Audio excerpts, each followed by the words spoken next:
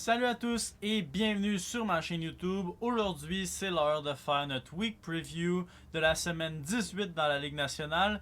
Et cette semaine, on a un peu plus d'équipes qui jouent 4 games, qui est le plus gros nombre pour des équipes cette semaine.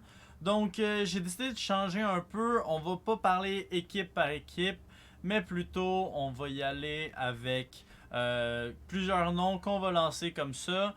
Donc, dans les équipes qui jouent 4 games cette semaine, on a Columbus, Colorado, les Islanders, les Sharks de San Jose, le Kraken, Toronto et Winnipeg. Donc, comme vous avez pu comprendre, il y a beaucoup d'équipes, donc beaucoup d'options.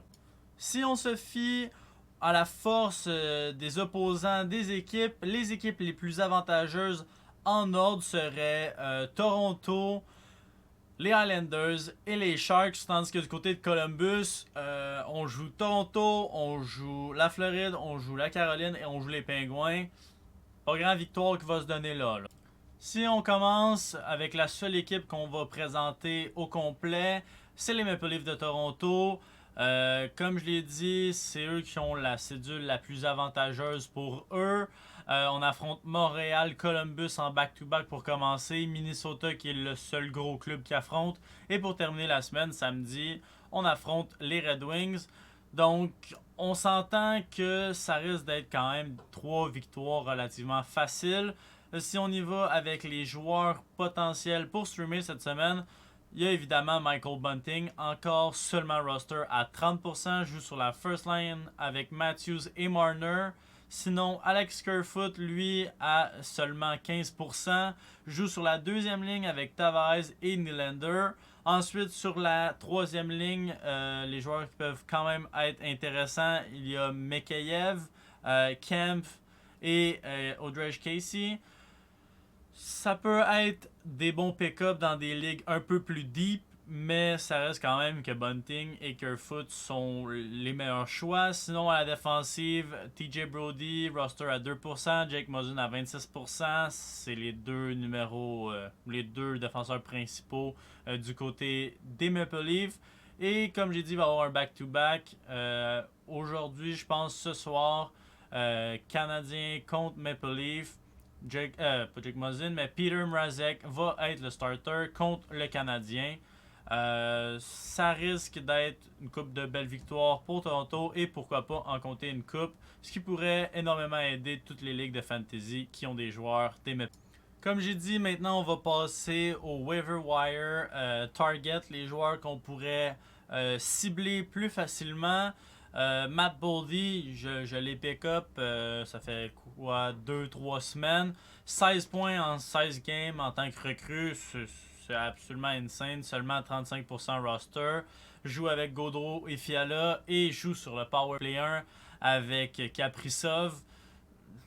Il est assez insane. Donc, s'il est disponible dans votre ligue et que vous n'êtes pas dans une ligue à 4 équipes, définitivement, ça vaut la peine de le pick-up. Sinon, le deuxième joueur, Cole Caulfield, roster à 26% depuis qu'il est revenu dans NHL, jouait un peu sa quatrième ligne avec Duchamp. Depuis l'arrivée de Saint-Louis, je ne sais pas ce qu'il a fait, 4 buts, une passe en 5 games, joue sur la première ligne, joue sur le power play. Pour vrai, si il n'avait pas été pick-up aussi tôt que ça dans ma ligue, je pense que je serais un owner de Cole Caulfield. Je sais pas ce que Saint-Louis y a fait ou y a dit, mais ça a l'air de marcher. Ensuite, si on y va du côté des Flyers, Scott Laughton, seulement 3 games cette semaine, 7% roster, joue sur la deuxième ligne avec Konechny et Van Riemsdyk. Donc on a eu Kevin Hayes qui s'est blessé, Sean Couturier est fini pour la saison. Donc Scott Laughton a tout simplement été augmenté à la deuxième ligne et dans ses 7 dernières games, il a 8 points. Si on décide de rouler avec le joueur qui est hot en ce moment, c'est sûr que Scott Laughton en fait partie. Si on continue avec nos joueurs, j'ai Robert Thomas qui a formé une ligne tout simplement incroyable avec Buchnevich et Tarasenko. En plus, de leur côté, on affronte les Flyers, les Sabres et les Blackhawks. Donc, ça peut vraiment être des games avec beaucoup de buts du côté des Blues. Tarasenko a raté la dernière game, devrait être de retour pour affronter les Flyers. 23% roster, il a 9 points à ses 10 dernières games. Ça peut être un excellent pick-up.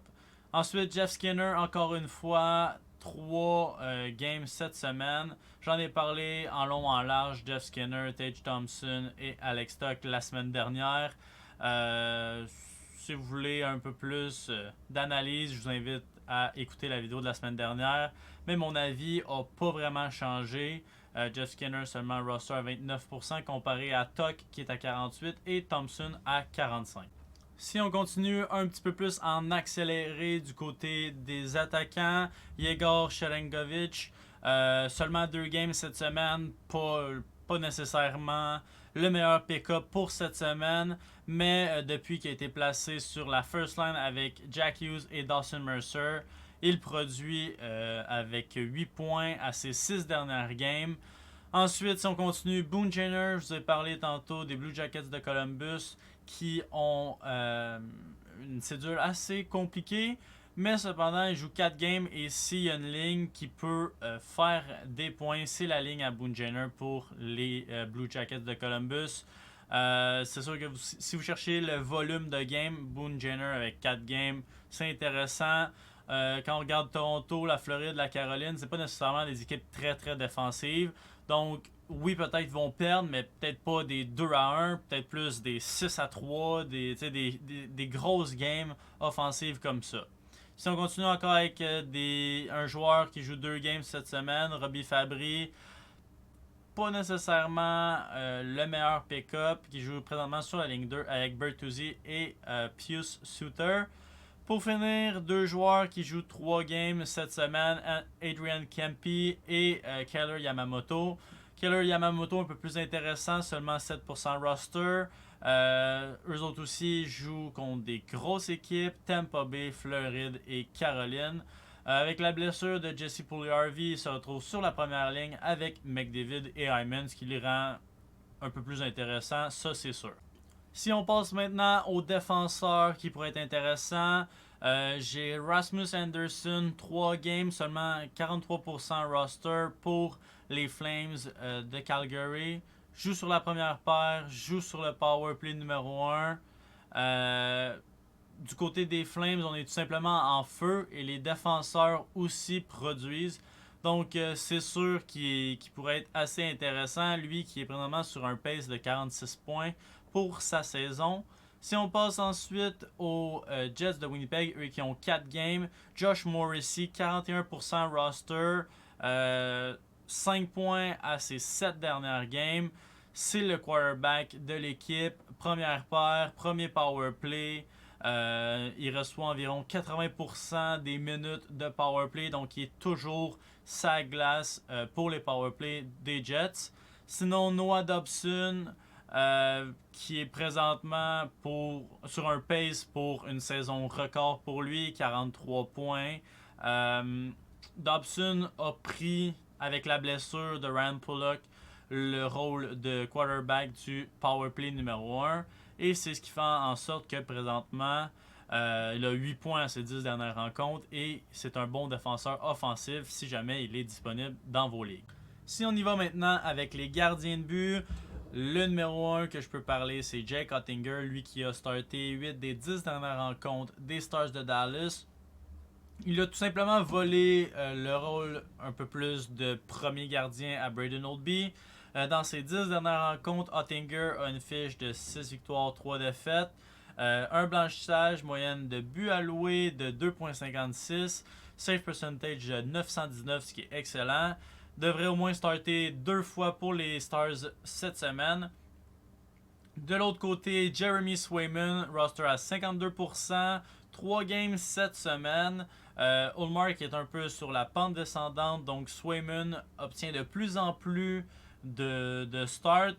Et pour moi, ça pourrait être assez intéressant. Swayman qui a starté 3 des 4 dernières rencontres pour les Bruins. Moyenne d'efficacité de 968 dans ces games-là.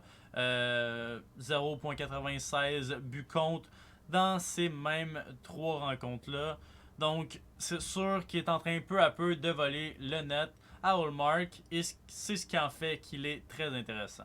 Donc, si vous êtes de ceux qui ont écouté les anciennes vidéos des dernières semaines, dites-moi ce que vous pensez un peu plus de ce format-là, où est-ce qu'on parle position par position et non pas équipe par équipe.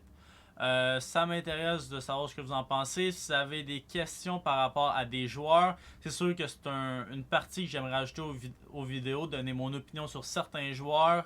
Mettez-les dans les commentaires, sinon je vous dis à la prochaine. Ciao, bye.